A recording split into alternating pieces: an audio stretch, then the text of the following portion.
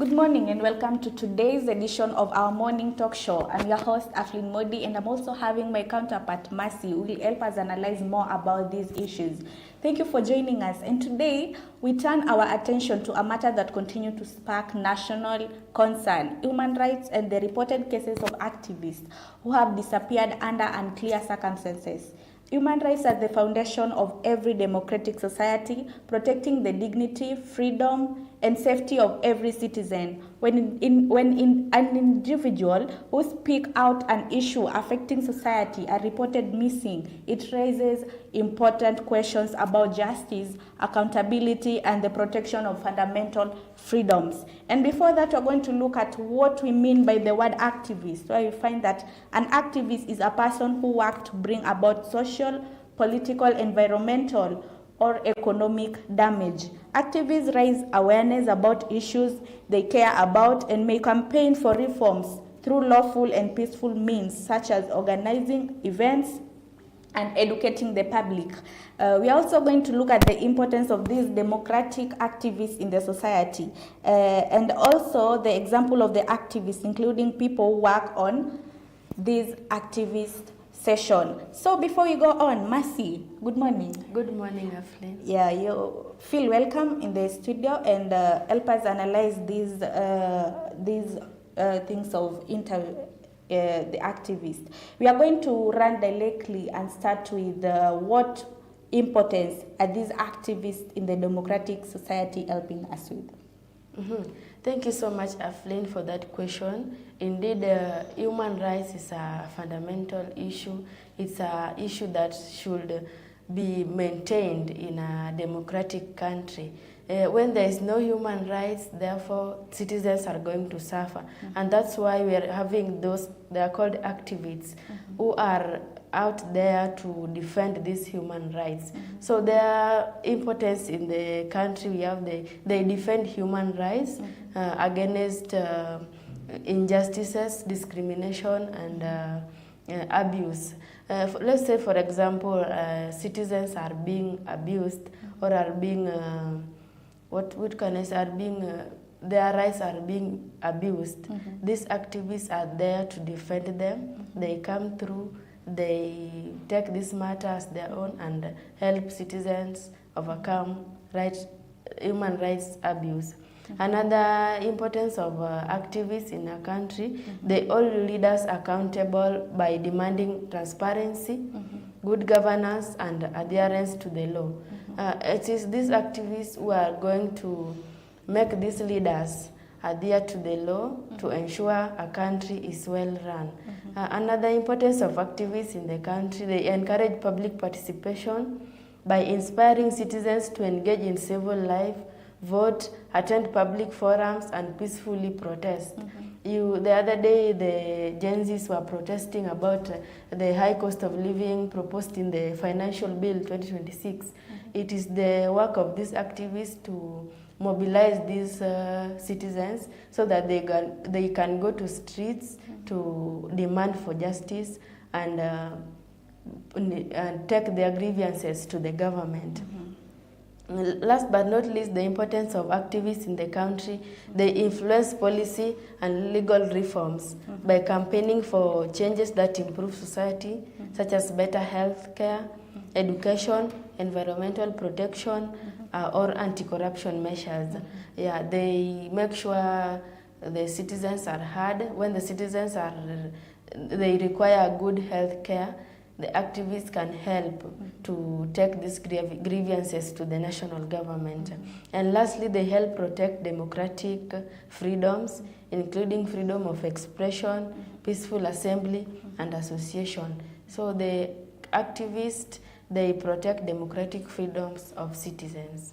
Yeah. Thank you so much, Mercy, for your explanation. And from there, we can also look at the example of activists on what these people work on. First of all, we have the human rights. They work on the human rights, environmental protection, anti-corruption efforts, youth empowerment, disability rights, good governance, and accountability. And we're also going to add on the names of these activists, some of the activists that we know. We also have Boniface Mwangi. These are human rights and governance activist. We also have Anifa Adan, known for humanitarian work and civic activism. We have Martha Karua, a lawyer who has long been involved in constitutional and human rights advocacy. We have Okia Omtata, known for public interest litigation and governance issues. We also have Jerotich Say, who works on the governance and the rights and the accountability and civic engagement. We also have Njeru Wamwigwi,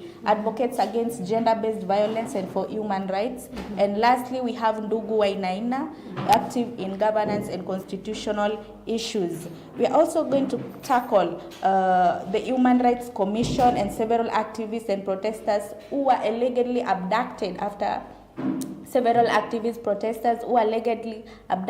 the Gen Z anniversary events. And Mercy, have you heard about these cases of the activists being abducted, and what can you say about them? Yeah, it's a very important issue affecting our country. It makes headlines.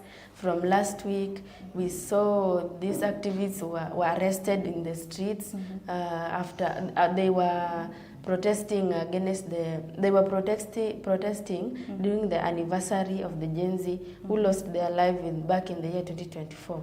So these activists were arrested. We have the likes of Davis Lichuma, we have Frederick Odhiambo, Michael Ngige, Muteti Mulinge, Collins Ochieng, Elisha Alam, and Christine Lubanga. There are 6 who went missing after their arrest. I saw them narrating the story, how the event was. They are saying they were being captured, put into Subarus, lorries, then taken to isolated places where they were being beaten. Some are nursing injuries in hospitals. For example, yesterday night, Davis Lichuma is a Mathare-based activist. Yeah, he was found helpless outside the Kenyatta National Hospital and is currently receiving medical attention at Nairobi Women Hospital. Yeah, so the activists are really going through a lot in the country, and I think it's not right. It's not right, and a lot of questions are being raised from there. So from the point where you find that a lot of these activists are being abducted, what are some of the reasons you think might be the reason why they are being abducted? Is it because they are telling the truth, or what can be the main reason for them to be abducted? I can say these people are being abducted because they are trying to oppose the government. Yeah, the government, I can say there are a lot of bad things happening in the current regime. So this, like we said, these activists, the government is trying to get these people or even killed. Back then some were even found dead. Yeah, so taking these people away from their homes, from their families, going and torture them, being left abandoned in the forest, is something that is really affecting the country. And the government should not be dealing with these people like this, because these people are citizens. They must protect citizens, they must protect human rights, and therefore abducting them is an issue that the government should stop. If at all it is the government who are doing this to them, then they should stop. Thank you so much, Mercy. And from the story of Davis Lichuma, he was reported missing after the June 25th commemorations, but subsequent report indicated that he had been found alive. Yeah. Did you at least follow up the story of this Davis Lichuma? Yeah, I saw Davis Lichuma in the news headlines today. He is very helpless. He was tortured. He is in a very critical condition right now. And we are praying that may God be his healer, because he was tortured, and abandoned there. And what should happen, maybe if this kind of missing of the activist is done, what can you think should happen first? Yeah, if there are missing persons in the country, be it an activist or just a citizen who people saw in the broad daylight being arrested, and after few hours You hear from the news the person is missing, the family doesn't know where he or she is. So if a thing like this happen, an immediate missing person investigation should begin without unnecessary delays. We have the DCIs in the country. Yeah. If at all someone is missing, the DCI should respond as fast as possible to make sure these people are being tracked, to see where they are taken to. The law enforcement should gather evidence, interview witnesses, review CCTV footages. These people were arrested in the street, right?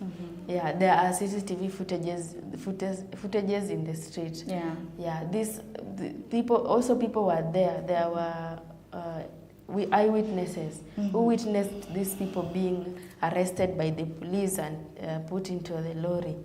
Yeah, so the law enforcement should respond quickly, interview these eyewitnesses so that to know where these people were taken, at what time, which day by who, and which direction did he or she taken to. Another thing that should be done immediately, the family should be kept informed about the progress of investigation and offered appropriate support. Yeah, you can imagine you are in a house and you hear from the news your son is missing and was arrested. He is not in any of the police custody in the country. You are going to be stressed a lot, and therefore the family should be supported psychologically or with any support which is appropriate, so that the family can keep calm as they are waiting for the investigation to complete. The independent oversight may be appropriate where there are allegations involving state actors or concern about the impartiality of the investigation. If at all the abduction involves security agencies, maybe the police, therefore the independent oversight that is looking at how the government is operating should look at it. It is our police who arrested this person. Why is he missing? The police should be questioned about that. So the human rights organization and legal representatives should be able to monitor the situation, advocate, and every stakeholder must respond immediately to ensure these persons are safe where. You know, here we have all types of people. We have young and old people. So from the point where we find that young people, a lot of young people are now fighting for their rights and joining this activist thing. So how do you think they should be doing this thing? Are they supposed to be looking for what rights the Kenyans should have, then try to post them online in social media, or what is the best way they should carry out this activity? Thank you. I think the work of activists, they should do it in whichever way. Whether they're posting it in social media, their work is to defend human rights. If something is not right, they are allowed to post it in their social media handles or go to the street and lead protests. Therefore, I don't see the essence of them being tortured or arrested. They are only trying to do their work, which is protecting human rights from being abused. Yeah. And talking about them going to the towns and protesting, do you think this one will raise a lot of questions and concerns where the president or any other government will be sending the policemen to come and deal with them there when they are trying to protest about the human rights? Protest is a constitutional right.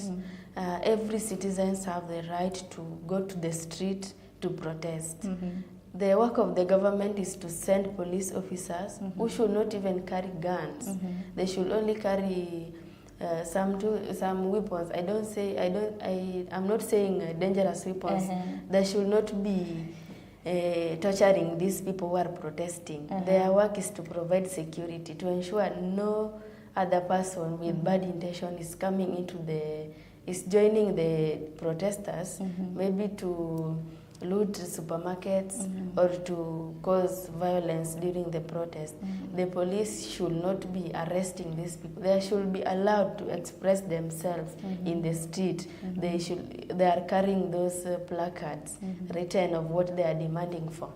They are demanding for lowering the tasks in the country.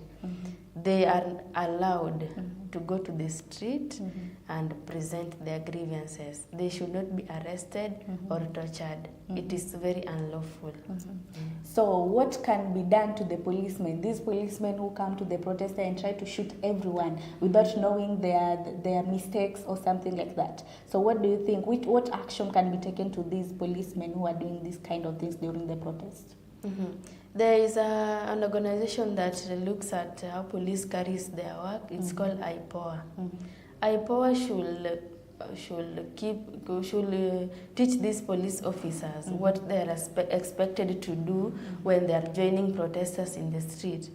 IPOA should remind police protest is a constitutional right, and therefore the organization should not even allow police to carry guns or live bullets to shoot these protesters. And if at all at the end of the day we see some protesters are dead through being shot by the police, therefore the IG of police should be held accountable.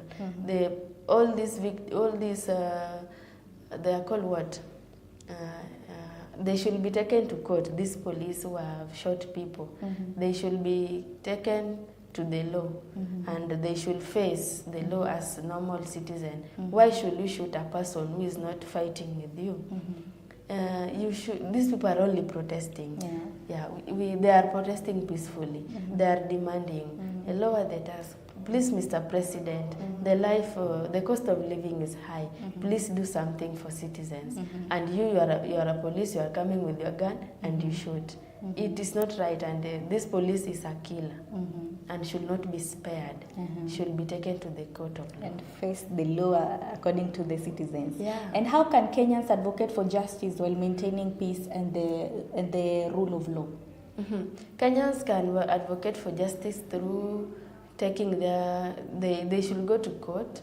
Maybe if at all someone is being harassed or mishandled or being denied his rights of expression, he or she should go to court, file that case so that those accountable should be called to the court of law and being questioned of why they did that to so and so. So citizens should they are working also through these activists.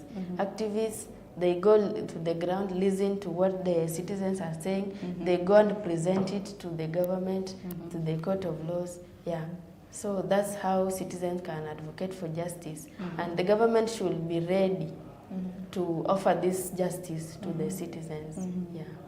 And also, what responsibility do you think security agencies have when such incident occurs? Security agencies, they have to investigate this matter.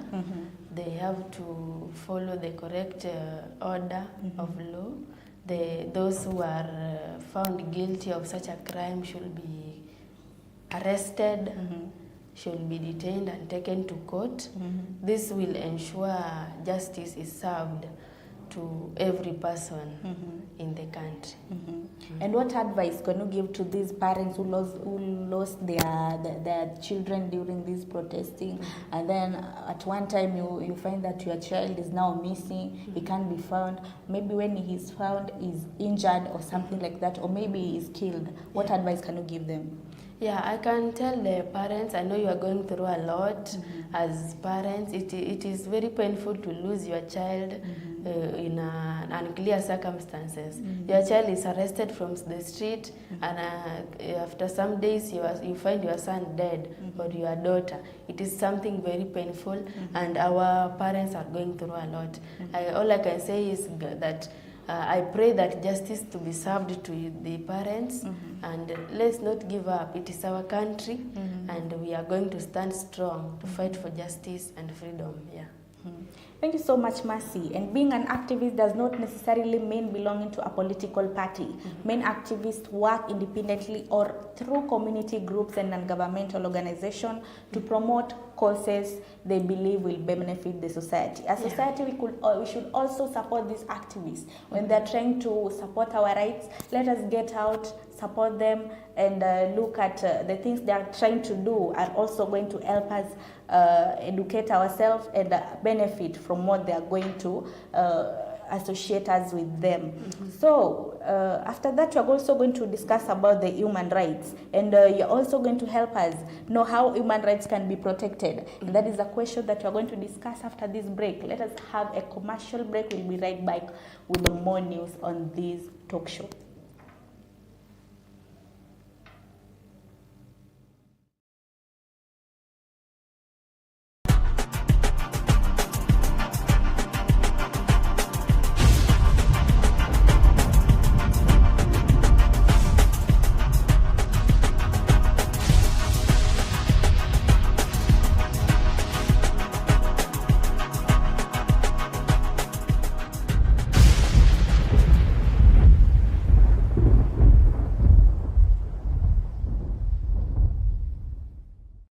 Thank you so much. Welcome back to this our talk show, and right now we're going to look at the human rights. You've seen we've looked at how these activists were disappearing, and then most of them were being killed, or most of them are being injured after their finding. We're also going to look at how human rights can be protected, respecting the constitution and all of them. Mercy, what can you tell us about human rights?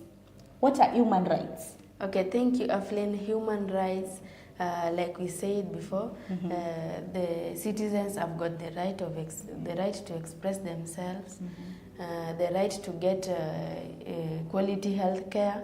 They have got right to get education. Citizens also have right to get good, to be governed in a good way. Yeah, these human rights is a very crucial it's something very crucial in our country. So these human rights should be protected, should be observed to ensure the country is so well managed. And we also know that a lot of these human rights are being found in the law. A lot of rights are being what are some of the rights that you know that are there in the law? Yeah. Right to freedom of expression. They have the right to vote. They should elect the leaders they want. They have the right to oppose something which is not right, with the government is not doing right. They have the right to protest and present their grievances to the government. They have the right to get quality developments in the countries, So, Mercy, do you think a country can maintain security while fully protected with the human rights? Yeah, a country can maintain security when fully protecting human rights. This is because we have a constitution that is governing the country. We are not just doing things because they are there, but there is a constitution guiding these rights. When a constitution say a citizen have a right to protest, therefore why should the government employ police who are coming to kill these people? Yeah, so the security can be maintained. This is because stakeholders are there who are being held accountable when security is not guaranteed in Kenya. We have the IPOA. They should they should teach these police officers how they are working, how they should relate with the citizens, to ensure matters of insecurity are reduced as justice is preserved. And from that, we're also going to discuss about mental health in Kenya.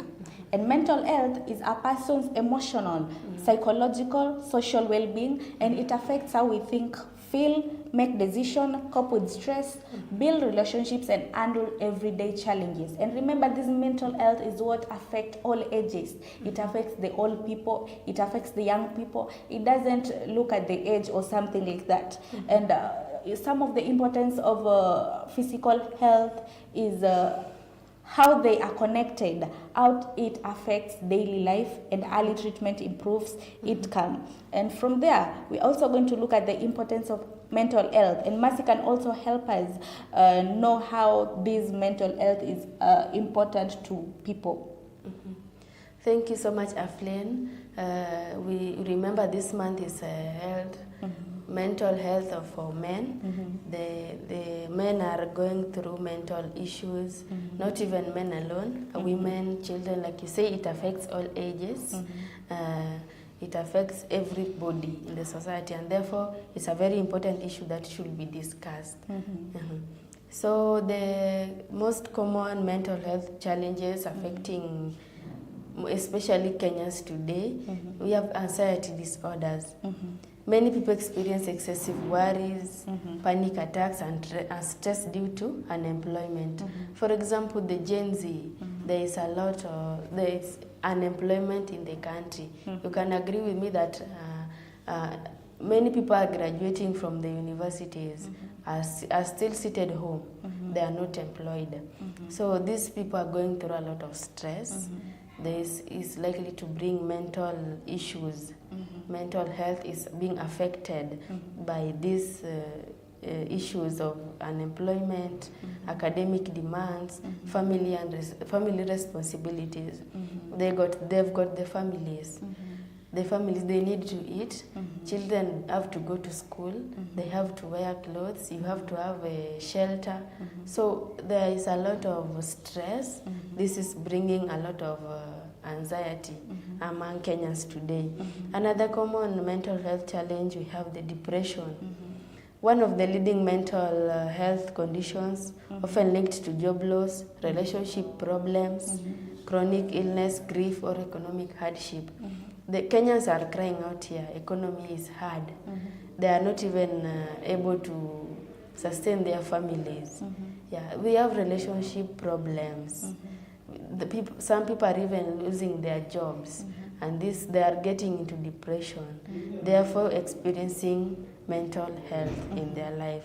We have substance use disorders, misuse of alcohol, cannabis or miraa, tobacco, or other drugs is a growing concern, particularly among young people.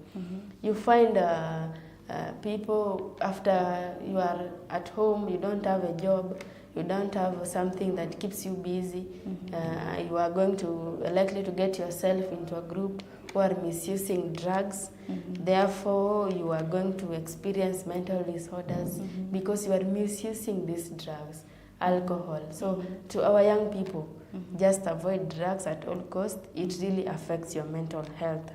Another most common mental health challenge in Kenya today, we have post-traumatic stress disorder. It affects survivors of road accidents, violence, terrorism, domestic abuse, or other traumatic events.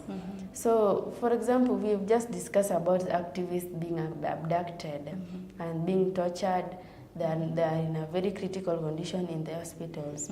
If at all, after recovering from the hospital, you are going to be traumatized. If you remember how you were tortured up to the point you almost died, yeah, you are going to experience trauma. And this is likely to cause mental problem to you. Yeah. So we have so many common mental health challenges affecting Kenyans today. Thank you so much, Mercy. And as we all know, that importance of taking care of our bodies and our minds also rely on this mental health. And mental health does not only mean that you are suffering from a trauma or something that has affected you. It can also come about in a depression way. We find that someone is having a pressure on how he or she is going to carry out some of the activities in the family. And these are things that you can also prevent. You cannot just try to do something that you know that is not under your capability. You do something that you are capable of, something that you can do without straining or having any other problem. So Mercy, you can also tell us some of the most common mental health challenges affecting Kenyans today, because this thing is now becoming rampant. Like I said before, the most common mental health challenges in Kenya, we have anxiety disorders. This may be stress due to unemployment, financial pressure. Another one is depression. Like in Kenya today, young people experience depression most. Yeah. We have substance use disorders. This is also a common mental health challenge. We have the post-traumatic stress disorders. Like I said, you may be having a trauma or something that happened to you in a bad way, maybe road accident. It may traumatize you and takes you to health conditions. Another one, we have the suicide risk and self-harm. There is a concern about increasing suicidal rates in Kenya, especially among young adults, often associated with untreated depression, substance misuse, and life stresses. Yeah, so this is also a common mental challenge affecting Kenyans today. Another one, we have the mental health among children. You said it affects both ages. Yeah. So we see children and adolescents are also going through mental challenges. This can be brought by bullying in our schools, academic pressure, social media. We can't forget it contributes a lot nowadays. We have the family conflicts. Your mom and your dad are conflicting, so it affects you as a child and can bring to you mental conditions. We have cyberbullying. Someone is being cyberbullied from these social media platforms, TikTok, YouTube. Yeah, so it brings a lot of mental disorders, stress and burnout. Common among healthcare workers, teachers, journalists. Mental health, it affects even those who are working, not even the unemployed alone. Yeah, so heavy workloads where these people are working, financial pressure, you are being given a salary that is not able to sustain your family. You're not able to pay your rent. You're not able to take your children to school. This is a very common health challenge in Kenya today. Yeah. And you've talked about suicidal thought being one of the mental health. And you see, this one it's not even happening right now with only children. It happens even with adults. Yeah. So what kind of advice or what kind of things can you tell these people who are undergoing suicidal thoughts to do to prevent them from getting involved in this kind of activities? Thank you. Having a suicidal thought is so unfortunate, and no one should have the thought of suicide. You should not kill yourself. People are going through a lot. So many people are going through a lot. It is not you alone, and therefore you should not. Don't kill yourself. Seek help. We have professional counselors. You can speak to them. We have mental hospitals nowadays. You can visit one of them, get help. If you experience these signs of mental problem, you should seek help immediately so that to prevent it from growing. So because they are survivors, there are people who have survived from this mental order. So killing yourself is not a solution. You still have a chance to live. You still have a chance to be successful in life. So no matter what you're going through, just seek help. You will be helped. Yeah. And about this mental health, you see a lot of young people, they always say that, what if I tell my friend and they will laugh at me? What if I tell my parents and they will do nothing about it? And what if I tell my teachers, they will just be seeing me as this and this? Yeah. So how can you help these girls, and how do many Kenyans still hesitate to seek professional help when undergoing this kind of mental health? Yeah, true. What you're saying is true. People are afraid to seek help. This is because of stigma. You are going to tell so and so, you know me, I'm depressed. I've not eaten for 5 days. I don't even have money. I didn't pay rent. My landlord closed my door. If you tell someone that thing, you may find someone laughing at you, saying maybe you are lazy, you don't want to work. That's why your landlord is closing your door because of rent arrears. And it is not true. People go through a lot. Like I said, even those who are working, they have the salary, yes, but they are still going through mental illness. So the stigma should be stopped. The society, it's only because of lack of awareness. That's why the society is still seeing these people who are going through mental illness. Maybe they are cursed. Maybe the witch doctors have cursed them. That's why they are going through mental illness. And it is not true. Therefore, I can say the society still lack awareness, and is something that should be worked on, so that to ensure people are seeking help without being judged. And if you know someone is going through mental illness, don't judge, listen to them, and find a way to help them. Yeah. And what role should school, workplaces, religious institutions, and families play in supporting these people who are undergoing mental health?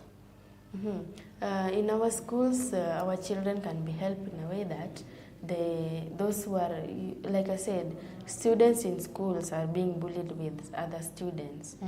Or even some teachers, they are bullying these students.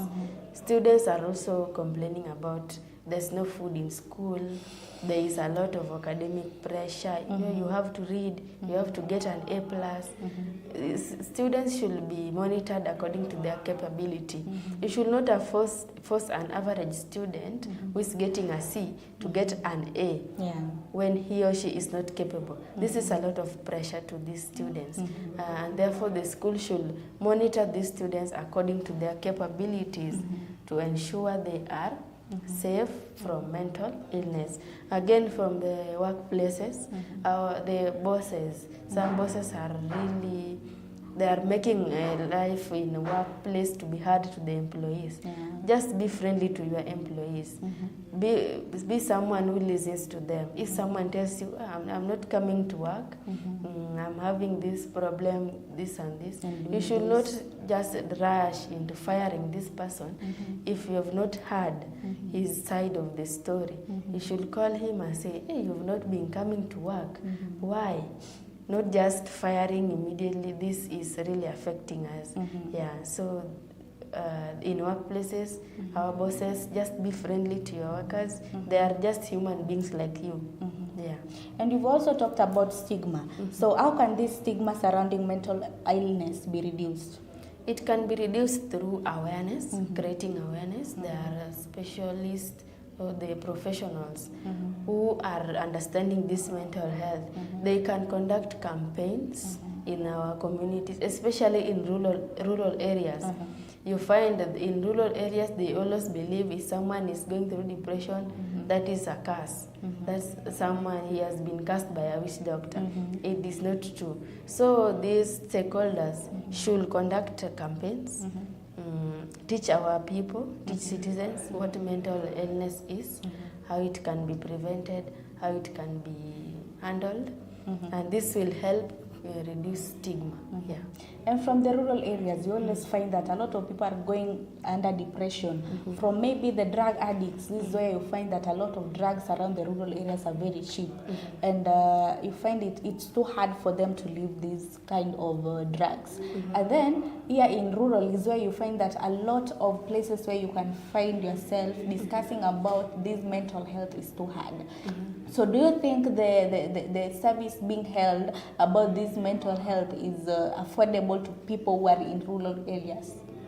Yeah, no, the services are not affordable yet, and the government should really look into it, because it's mental illness is it should be considered a crisis in the country, because it has affected, it has led to death, it has led to many families being broken.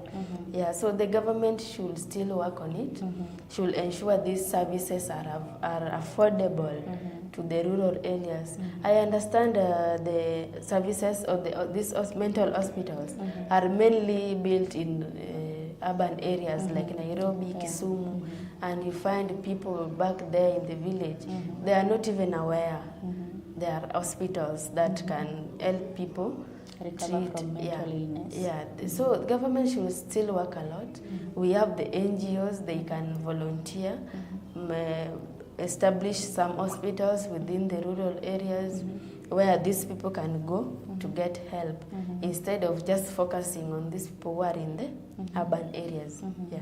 And talking about these prices of the people living in rural areas being are not being affordable, what are some of the things that they can do for now, because they can't afford this kind of maybe being talked to somewhere else, because they must pay, Yeah. they must get to know more about this. So what are kind of the things that you think the community or the parents should do in order to prevent their kids from going through mental health? So what they can do right now is just speak to someone you feel. It can be your church pastor. Just go to him or her and tell him, you know me, I'm going through this and this. How can you help me, please? Or you can visit your friends. You talk to them. Tell them I'm going through this and this. Please advise me or encourage me. Also, you can talk to your parents. If at all you are a youth, just talk to your parent. He is your parent.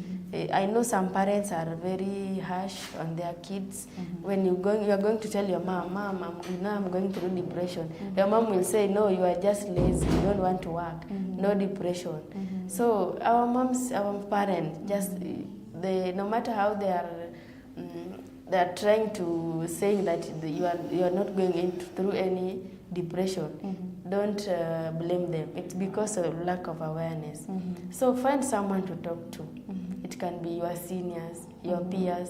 Just talk to them. Don't just isolate yourself because it will affect you.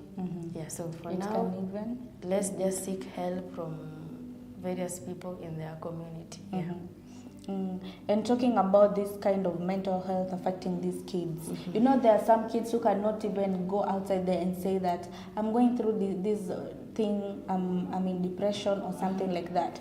So are there some of the signs that you can see this student is going under depression or this person is going under depression? At least if we know them, we can also notice that this person is going through this and this and this, how can help this person. Yeah, we can't forget that there are signs, by the way.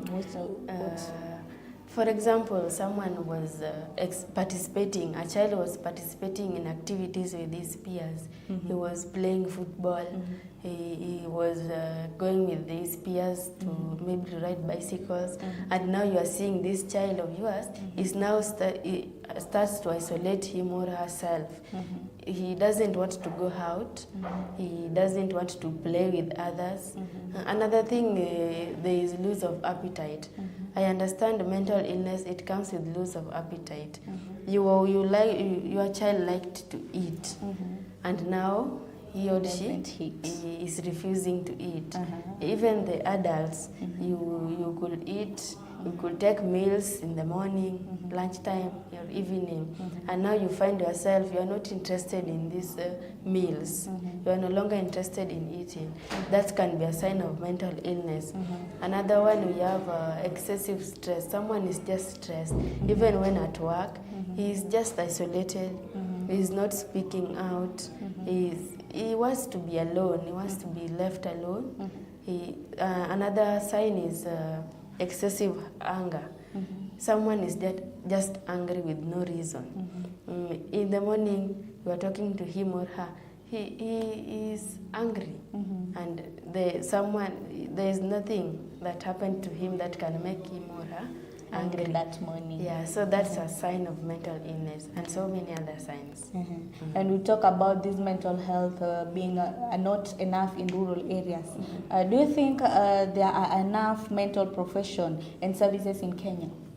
No, so far Kenya continues to face a significant challenge, the shortage of mental health professionals and services, which is making it difficult for many people to access timely care. So there are too few mental health specialists in Kenya. Yeah, so the limited number of psychologists, counselors, compared with the country's population. The population is bigger, and these specialists are few. So there is still a challenge on that. Services are unevenly distributed, like you were saying before. They are only located in urban areas, other than rural areas. So there is an evenly distribution of mental health care services. We have primary healthcare facilities often lack mental health services. Yeah, so you find maybe these facilities are here, yes, but there are no enough services being offered in these facilities. If you go, maybe they are offering these facilities twice a week. The population is big. This number cannot be helped with these 2 weeks. Yeah, so there is shortage of mental health services. Another one, stigma still remain a major barrier. Many people seeking help, they fear discrimination or being judged by their community. That's why I was saying there should be awareness. Yeah, so the cost is also a major challenge also. These private mental health care are expensive, and you find public facilities may have long waiting times or limited specialist availability. So Kenya is still, it still remains a challenge to Kenya, and the leaders, the stakeholders should still work on it. Yeah. Should do something about it. And also remember that mental health is a public health issue, not a personal weakness. If you are undergoing depression or mental health, it doesn't mean that you are weak or something. You just need some help so that you can be okay. And also seeking help early can also help prevent this kind of mental health. When you feel something is disturbing you or you are undergoing through this kind of mental health, please look for someone whom you are close to, maybe a parent, maybe a pastor, maybe a teacher. Just try to talk to them. Just try to relieve yourself, because if you keep on keeping quiet without telling anyone about what you're going through, it won't be better for you. And also support one another. When you see any person is having this kind of mental health, try to be supportive, try to talk to this person. Even if he doesn't want to talk about it, just try to convince him or her. You will one day speak it out, and maybe you'll help someone if is maybe going through this and planning to maybe do a societal thing, which is not good. And also improving access to care can make a significant difference for these kind of individuals. Just show them care, show them help, show them love. They will always try to give you what they are going through, and also seek help from you people. And Mercy, what advice can you give to people who are going through mental health? My advice to people who are going through mental health, I know the situation is very bad and it's draining you. So what you can do, just start a conversation. Don't keep quiet. Make sure you are talking, you are telling it out. I know there is judgment and there is stigma, but just find a way of ignoring stigma and speak to people, someone who can help you. We have the professionals, no matter the few number, you can see, look for one who can help you, who can encourage you to overcome this challenge. So to those who are going through mental illness, just stay strong. You are not alone in this. You should not stand alone. Just seek help. There are people out here who are ready to help you. So don't kill yourself, don't harm yourself. It is not right. Just seek help, and hopefully you will be helped. And everything will be okay. Just as my counterpart Mercy has said, try to find some help, be strong, and remember we are also here for you. And as we come to the end of today's discussion, we've seen the mental health and safety of human rights defenders are issues that affect all of us. It doesn't mind of any age of a person, even affect the child. The only difference is that how is this thing affecting her? Which kind of depression is this person going through? And a healthy society is one where people can seek freely within the law, feel safe, and access the support they need for their mental health and well-being, whether it's reducing the stigma around mental health or ensuring their reports of missing persons are investigated promptly and transparently. Each of us has a role to play in prompting compassion, accountability, respect for human rights. Thank you so much to our guests and the people who are outside there who are viewing us. Thank you so much for being with us until the end. And I was with my partner, Masi Juma. I'm Aflin Modi. And until next time, take care of your mental health, well-being, look out for one another, and have a wonderful day ahead. Thank you.